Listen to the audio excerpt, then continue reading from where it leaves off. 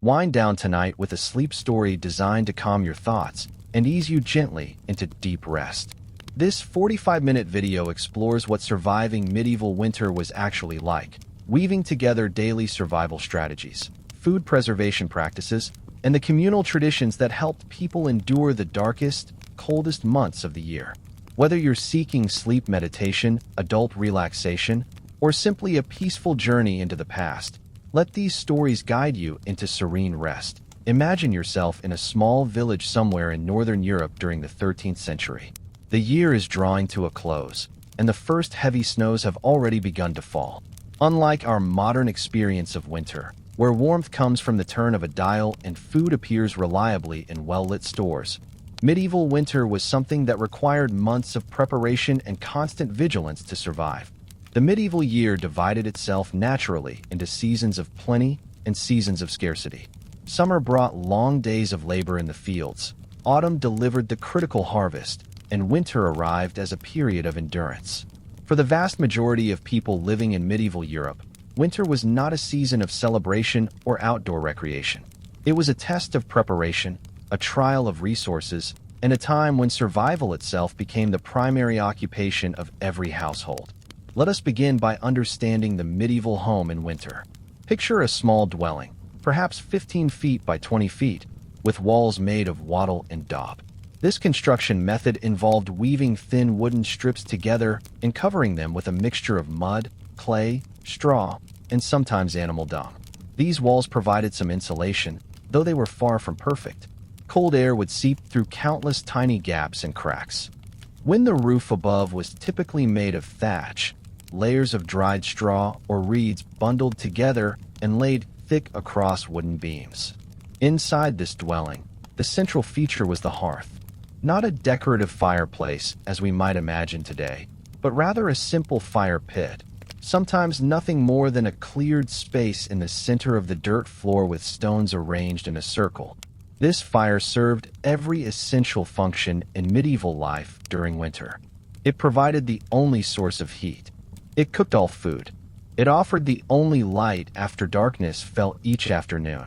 And it created a gathering place where the family would cluster together during the long winter evenings. The smoke from this fire did not exit through a proper chimney, for most peasant homes had no such luxury. Instead, the smoke drifted upward, filtered slowly through the thatch roof, and filled the upper portion of the room with a constant haze. Modern people might find this environment nearly unbearable, but medieval families had no alternative. They learned to live with stinging eyes, the constant smell of wood smoke in their clothes and hair, and the black soot that gradually coated every surface of their home.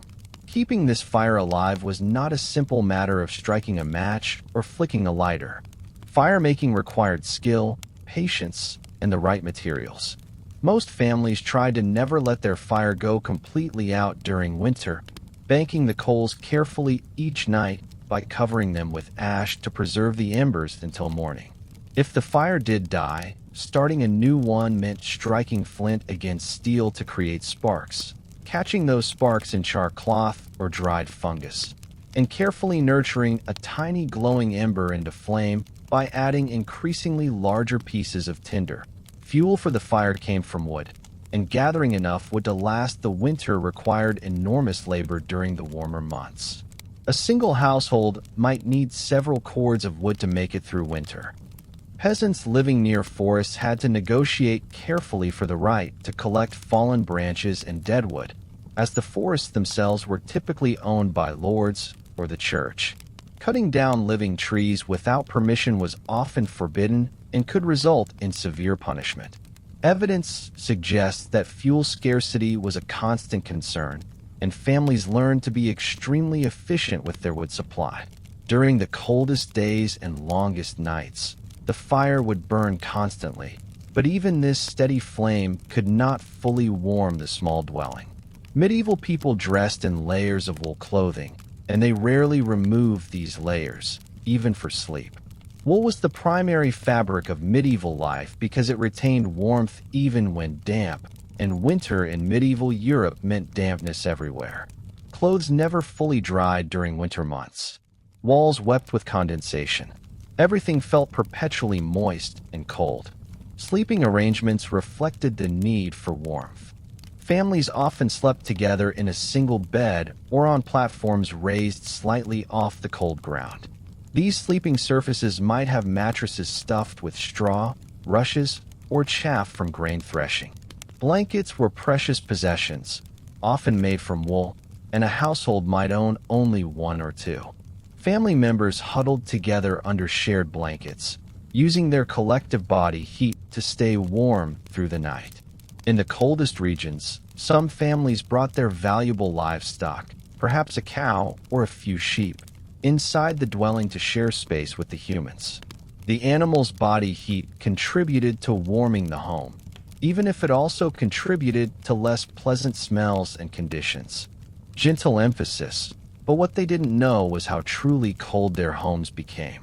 Modern studies suggest that even with a fire burning, interior temperatures in medieval peasant homes might have been only 10 to 15 degrees warmer than the outside air during the depths of winter. On the coldest nights, this meant indoor temperatures could easily drop below freezing. Water management became critically important during winter. Wells and streams could freeze solid, making water collection difficult or impossible during the coldest periods. Families stored water in vessels inside their homes, positioned near the fire to prevent freezing. Snow could be melted for water, but this required precious fuel and time. Some villages maintained communal wells that were deep enough that the water didn't freeze, and villagers would take turns breaking ice on the surface and drawing water for the community. Washing, as we understand it today, essentially stopped during winter. The luxury of heated water for bathing was reserved for only the wealthiest members of society, and even they bathed infrequently by modern standards. Common people might go the entire winter without a proper wash. Instead, they wiped themselves down occasionally with cloths, and they relied on their wool clothing to mask odors. Medieval people understood that excessive exposure to cold water could lead to illness, and they were not entirely wrong in this belief.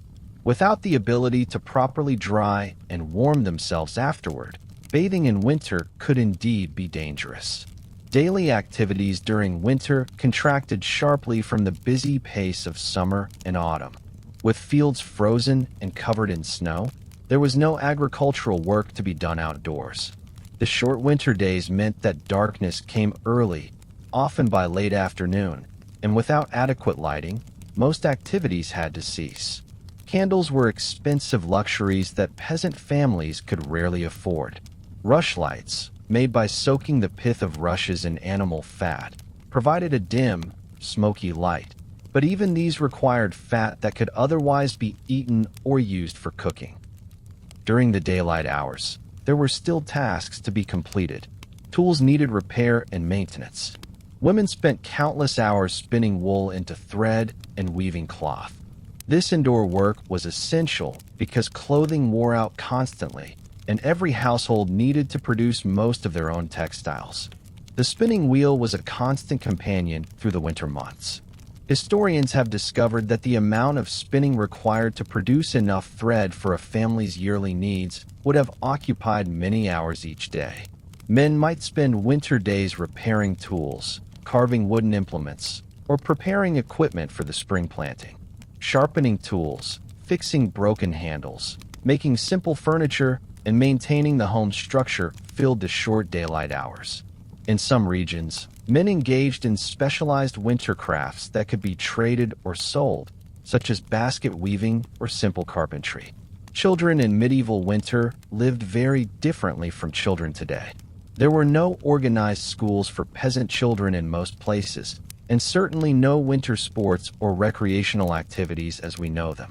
Children helped with the endless daily tasks, tending the fire, helping with spinning, watching younger siblings, and learning the skills they would need as adults.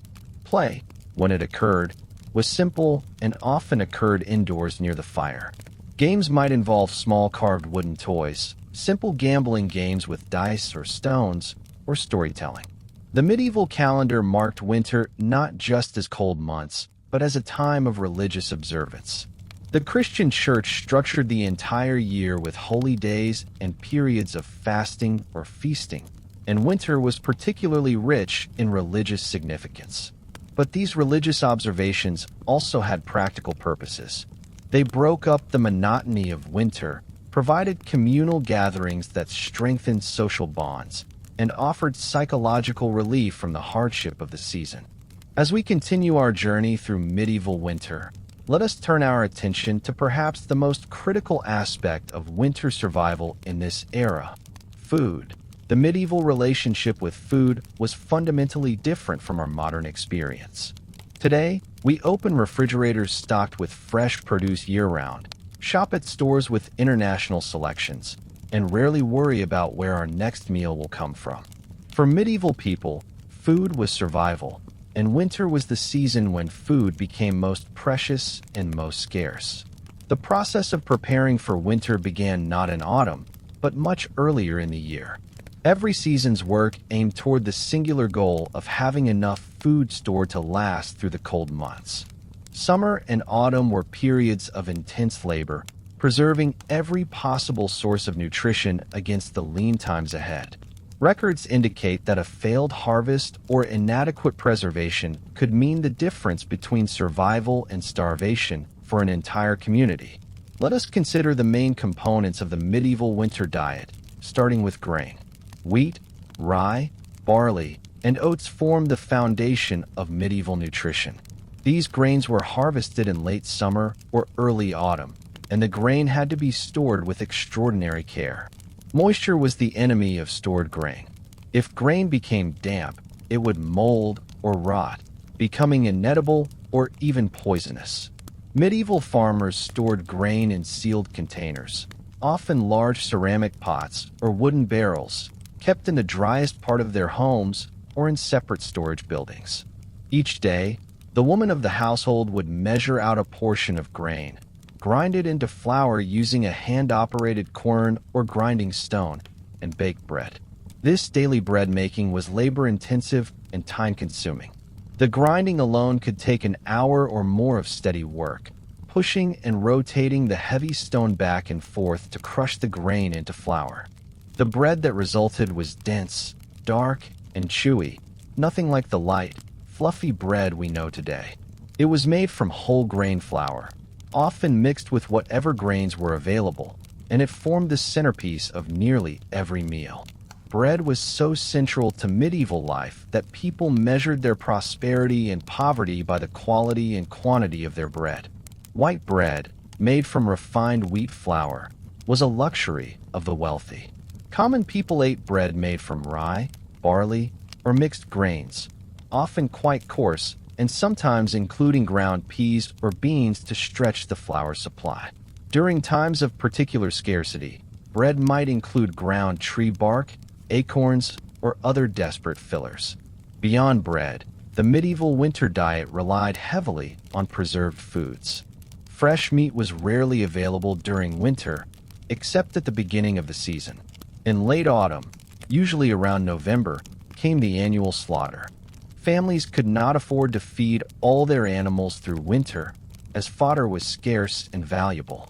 Therefore, they slaughtered most of their livestock in autumn, keeping alive only the breeding animals and whatever stock they could support through the winter months. This autumn slaughter produced a temporary abundance of fresh meat, and communities often came together for the work of butchering and preservation. The meat had to be preserved immediately, and medieval people used several methods to accomplish this. Salting was the most common technique. Salt was a precious commodity, sometimes as valuable as silver, and families budgeted carefully for their winter salt supply. Large pieces of meat were rubbed thoroughly with salt, and then packed in barrels between layers of salt crystals. Smoking was another preservation method, particularly for pork. Pieces of meat would hang in the smokiest part of the dwelling, near the roof where smoke from the hearth naturally collected. Over days and weeks, the smoke would gradually cure the meat, giving it that distinctive smoky flavor and helping to preserve it. Smoked meats could last months if kept dry and protected from insects and rodents. Historians believe that the medieval reliance on heavily salted and smoked meats contributed to various health problems, particularly issues related to excessive salt consumption. But medieval people had no alternative. Without refrigeration, these preservation methods were the only way to maintain a protein supply through winter. The resulting preserved meats were extremely salty, tough, and required soaking in water before cooking to become palatable. Fish played an important role in the medieval winter diet, particularly for those living near coasts or rivers. The Catholic Church designated many days as fast days, when eating meat was forbidden but fish was permitted. Fish could be salted, dried, or smoked, much like meat. Dried cod, known as stockfish, became a staple trade good across medieval Europe. This fish was dried until it became hard as wood, and it could last indefinitely if kept dry. Before cooking, stockfish had to be soaked for days to rehydrate and become edible again. Dairy products provided another crucial element of the medieval winter diet. Fresh milk was available only if a family kept a cow or goat through winter and could provide it with enough fodder. Most dairy was preserved as cheese or butter. Cheese making was a skilled craft, and wheels of hard cheese could last for months. Butter was salted heavily and stored in sealed containers, sometimes buried in cool earth or kept in the coldest part of the home. Vegetables in medieval winter were limited but important. Root vegetables, particularly turnips, parsnips, and onions, could be stored in cool, dark places, sometimes buried in sand or earth in cellars or pits. Cabbage could last several months if stored properly. Dried peas and beans were staple foods, providing protein and variety. These legumes had been dried during summer and could last through winter without spoiling. They formed the base of many winter pottages, thick soups that served as daily meals. Speaking of pottage, this one-pot meal was the daily staple of medieval life in winter.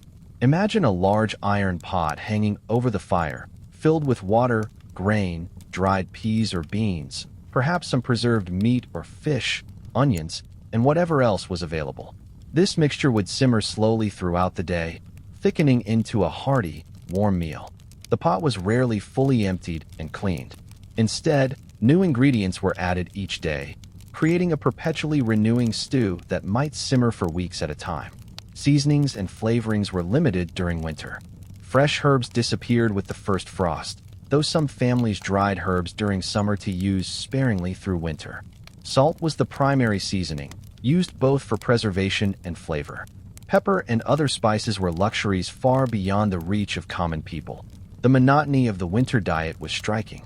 Day after day, week after week, people ate essentially the same foods: bread, pottage, preserved meat or fish when available, and perhaps some cheese or stored vegetables. Hunger was a constant companion during late winter, particularly during the period known as the Hungry Gap between late winter and early spring. By February or March, stored foods were running dangerously low. The preserved meats were mostly consumed, the grain stores were diminishing, and stored vegetables were either eaten or spoiled. Fresh food would not be available until spring plants began growing and animals gave birth to new young. This hungry gap was the most dangerous time of year, when malnutrition weakened people and made them vulnerable to disease. Children, the elderly, and those already weakened by illness were most at risk during this period. Historical records show that death rates increased during late winter and early spring, often attributed to winter fever or other vague illnesses that were likely the result of malnutrition combined with cold and disease. Evidence suggests that medieval people lost significant body weight over the course of winter, essentially living off their own reserves during the leanest months. Drink in medieval winter posed its own challenges. Water, as mentioned earlier, could freeze or become contaminated. Milk was scarce and didn't keep fresh for long. Instead, medieval people drank ale or weak beer as their primary beverage. These were not the strong alcoholic drinks we know today, but rather weak, fermented grain beverages that were safer to drink than potentially contaminated water. The brewing process killed many harmful bacteria, making ale a healthier choice than water in many cases. Every household brewed its own ale, and this was typically the woman's responsibility. Ale didn't last long without spoiling, so fresh batches were made regularly. The resulting drink was cloudy, thick, and mildly alcoholic. Children and adults alike drank ale with meals and throughout the day. The calories from the fermented grain also provided important nutrition during winter. Let's explore another aspect of medieval winter survival, turning our attention to how communities came together during this challenging season. Winter in medieval times was not merely an individual or family challenge. It was a communal trial that required cooperation, shared resources, and social bonds to overcome. The isolated nuclear families of modern life would have found medieval winter nearly impossible to survive. Instead, medieval society organized itself around extended family networks, village communities, and the feudal structure that bound everyone together in mutual, though unequal, obligation. The village was the fundamental unit of medieval society for most common people. Picture a small cluster of dwellings, perhaps 20 to 50 households, surrounded by fields and pastures. Everyone in the village knew everyone else intimately. They had worked together through the agricultural seasons, shared tools and labor, celebrated births and marriages, and mourned deaths together. Winter intensified these social bonds because survival often depended on cooperation. When one family's fire went out and they struggled to relight it, a neighbor would share burning embers from their own hearth. When food stores ran dangerously low, community members might share what little they had, knowing that the favor would be returned if their own circumstances became desperate. This informal social safety net was essential. There were no government programs, no food banks, no emergency services. The community was the only safety net that existed. The feudal system, for all its inequalities, also played a role in winter survival. Lords and nobility had obligations to their peasants, just as peasants had obligations to their lords. In theory, at least, a lord was supposed to ensure that his peasants survived the winter, because without peasant labor, the lord's own fields would go unplanted in spring. Some lords maintained grain stores that could be distributed during times of shortage, though this was far from universal, and the lord's primary concern was always their own family and household. The Christian church served as another important institution during medieval winter. Monasteries and abbeys often maintained larger food stores and could provide charity to the desperate poor. Monks and nuns took vows of charity, and they were expected to share food with travelers and beggars, especially during the Christmas season. The church's calendar also structured winter in meaningful ways, providing psychologically important markers through the dark months. Let us consider the winter holy days that punctuated the season. The Christmas season began with Advent, a period of fasting and preparation beginning 4 Sundays before Christmas. Unlike modern celebrations, medieval Christmas was primarily a religious observance. However, it was also one of the few times during winter when feasting was expected and permitted. Lords would host feasts for their households and sometimes for the wider community. Preserved meats would be brought out, ale would flow more freely, and there might be special bread or treats saved for the occasion. The 12 days of Christmas, from December 25th through January 6th, were marked by reduced work and increased celebration. Though peasants could not afford to truly feast for 12 days, there was a relaxation of the usual grinding routine. Games, storytelling, and communal gatherings helped break the monotony of winter. Evidence suggests that even in years of scarcity, communities tried to maintain some element of Christmas celebration, understanding that this psychological relief was almost as important as physical sustenance. After Christmas came the depth of winter, the weeks of January and early February. These were the coldest, darkest, most difficult days of the entire year. The excitement of Christmas had passed, food stores were depleting, and spring seemed impossibly far away.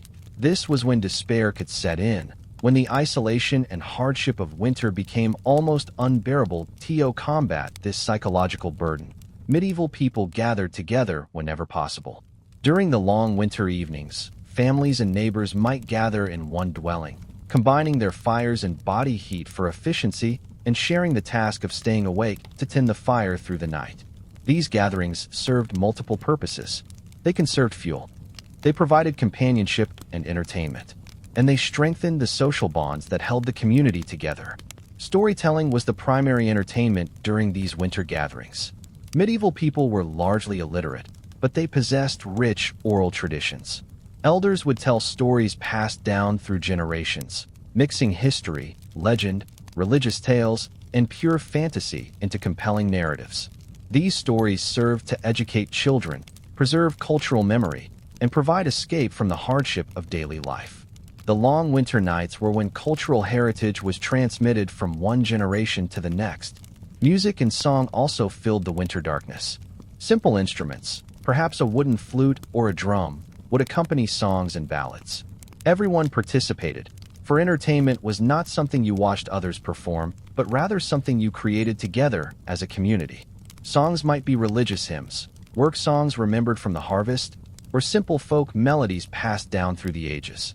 Women would bring their spinning to these gatherings, their hands busy with the constant work even as they socialized and listened to stories. The spinning wheel's gentle rhythm and the conversation's flow created a soothing background to the winter evening. Men might carve wood or repair tools, their hands similarly occupied with productive work while their minds and spirits found relief in community. Superstition and folk belief played significant roles in medieval winter life. The long dark nights and the mysterious sounds of winter, the howling wind and creaking timbers, fed beliefs in spirits, ghosts, and supernatural forces. Many folk traditions associated with winter were meant to protect the household from malevolent spirits or to ensure good luck for the coming year. Historians have discovered that medieval people hung certain herbs or plants in their homes during winter, believing these would ward off evil or bring protection. The festival of Candlemas on February 2nd marked an important turning point in the medieval winter. On this day, all the candles to be used in the church for the coming year would be blessed. But Candlemas also represented the point when daylight was noticeably increasing. The worst of winter was, theoretically, behind. If Candlemas Day was sunny and clear, however, folk wisdom held that winter would continue for many more weeks. If Candlemas was cloudy and dark, spring would come early.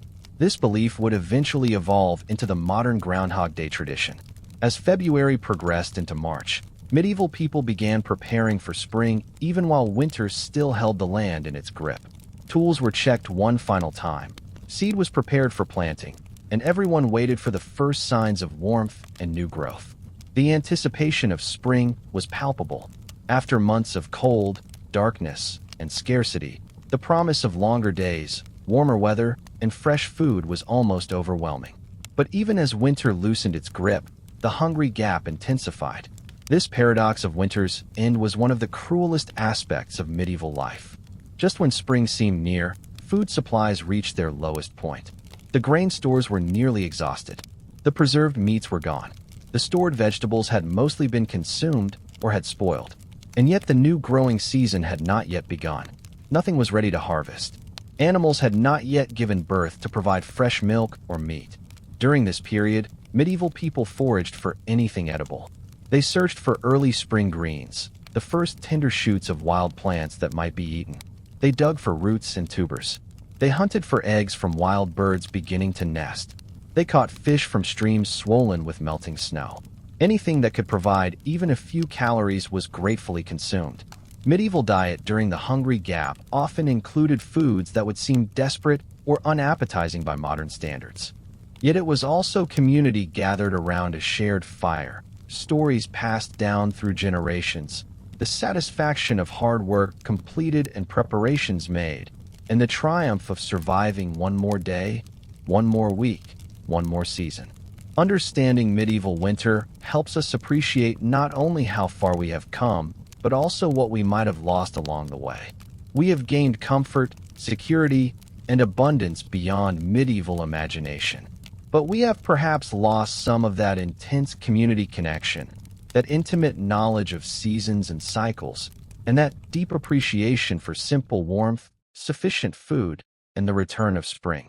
As winter nights grow long in our own time, We can look back across the centuries and recognize both the hardship and the resilience of medieval life. Those who survived medieval winters were not so different from us.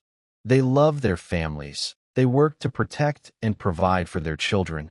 They found joy in simple pleasures, and they endured because they had no other choice. The medieval winter is long past.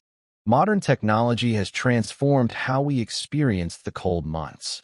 But the basic human experiences, the need for warmth, food, shelter, and community, these remain unchanged. Understanding how our ancestors met these needs helps us recognize both how privileged we are and how connected we remain to that long chain of human experience stretching back through the centuries. As you drift off tonight, let these glimpses into the past remind you of the vast tapestry of human experience. Rest well and sleep peacefully.